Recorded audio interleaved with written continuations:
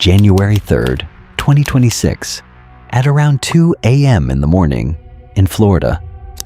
Inside a room completely covered by curtains, only glowing screens lit up the darkness.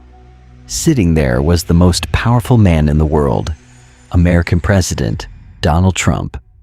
But Trump was not sitting there, eating popcorn and watching a movie. He was staring at a live military feed.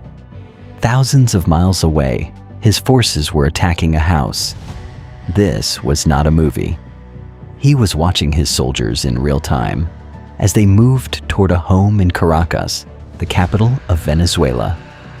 Inside that house, Venezuelan President Nicolás Maduro, fast asleep, completely unaware that within minutes, soldiers would enter his home. Only moments earlier, American helicopters had crossed into Venezuelan territory, flying barely 100 feet above the ocean. They were so low that radar systems could barely detect them. At the same time, a cyberattack had already shut down power across Caracas. Within seconds, the city went dark. Then, Delta Force commandos dropped from helicopters on ropes and landed directly on the roof of Maduro's home. Without making much noise, they slipped through a window and entered the bedroom.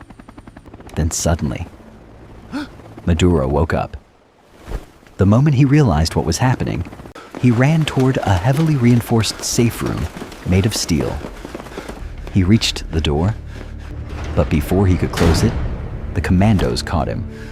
Within 5 minutes, the president of Venezuela had been captured by American forces. Later, Donald Trump reportedly told Fox News, "You would have seen what happened. I mean, I watched it literally like I was watching a television show." But this was not a TV show. This was one of the most shocking military operations in modern history. The United States had entered a sovereign nation and taken its elected president directly from his own home.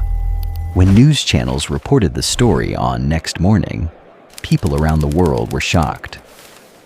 Venezuela's longtime leader has been removed from power. The midnight operation was called Absolute Resolve. But none of this happened overnight.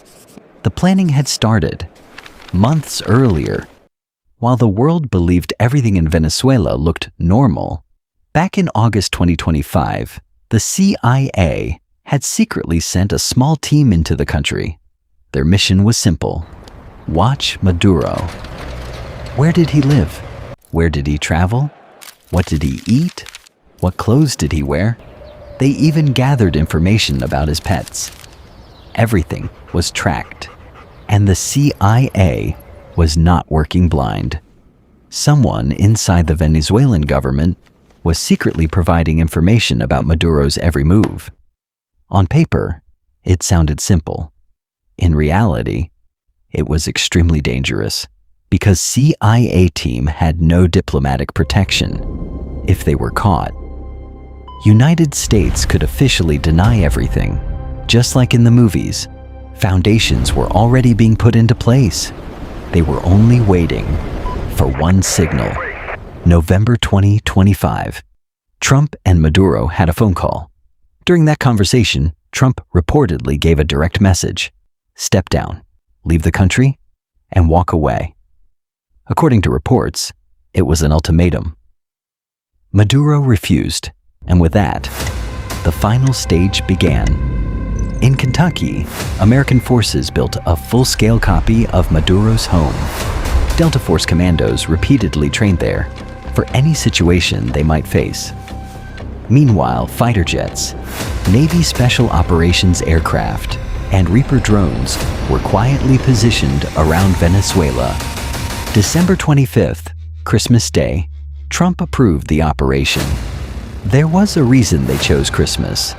Around that time, many Venezuelan soldiers were on holiday leave. But then, a problem appeared: bad weather. The mission was delayed for days as America waited for the perfect opportunity. Finally, on January 2nd, 2026, the weather improved. At exactly 10:46 p.m., Trump gave the final green light. And one of the boldest military operations in recent history had begun. More than 150 American military aircraft lifted off from 20 different bases. Cyber units cut power across Caracas. The city fell into darkness. People across the city were confused. No one knew what was happening. Then, airstrikes began. Radar stations and air defense systems around Caracas were destroyed, opening a path for the helicopters. At 2:01 a.m., they reached Maduro's house. The guards immediately opened fire. One helicopter was hit, but it kept flying. At the same time, Delta Force commandos stormed into the building.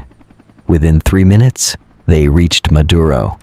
Maduro had been sleeping beside his wife, Cilia Flores. The moment he saw the commandos, he ran toward his reinforced safe room. But it was too late. The soldiers caught him. Only 4 minutes after entering the building, Delta Force had Maduro in custody. He was flown by helicopter to the USS Iwo Jima, then transferred to Guantanamo Bay, and later flown to New York. A foreign president was now standing on American soil in handcuffs.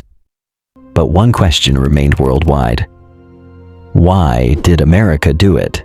Trump supporters argued that Maduro was a dictator. They believed this operation was meant to restore democracy in Venezuela and protect human rights.